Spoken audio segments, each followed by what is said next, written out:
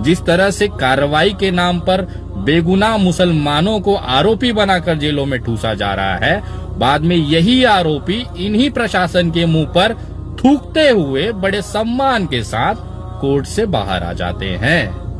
और देश ने देखा, पूरे विश्व ने देखा कि बाइज्जत बरी होकर आने वाला इंसान किस तरह से भारतीय जनता पार्टी के मुंह पर थूक के चला जाता है। मैं देश के तमाम मेरे मुसलमान भाइयों से निवेदन करूंगा कि कृपया सब्र बनाए रखें और मौके का इंतजार करें। आंख बंद करने से ना सूर्य की रोशनी नहीं मिटाई जा सकती।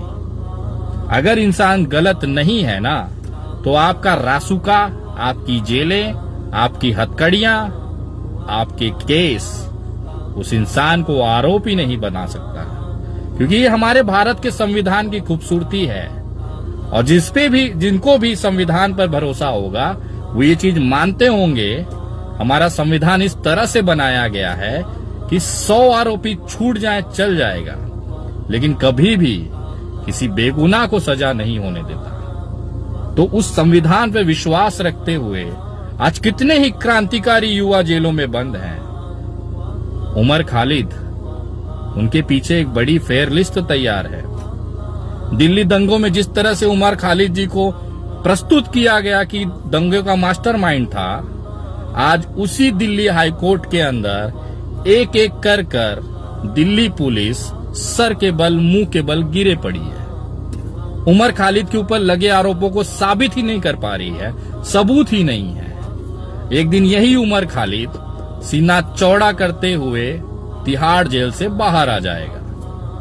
और दिल्ली पुलिस की नाकामी, यहां तक कि जज ने भी कह दिया चीजों कि कहानियां मत सुनाइए, सबूत लाइए, सबूत। और यही कुछ उत्तर प्रदेश में भी आपको अगले कुछ दिनों में देखने के लिए मिलेगा। मौलाना कलीम सिद्दीकी जी ने जो अपने धर्म के लिए, अपने धर्म के प्रचार के लिए लगातार काम करते रहे, अगर उन्होंने कुछ गलत नहीं किया है तो मेरे शब्दों का विश्वास रखिए, इस संविधान पे आप विश्वास रखिए। बड़े शान और शौकत के साथ, बाइज्जत, ये मौलाना साहब, मौलाना कलीम सिद्दीकी जी बड़े शानदार तरीके से भारतीय जनता पार्टी की छाती पर पैर रखकर मुस्कुराते हुए जेल से बाहर आ जाएंगे।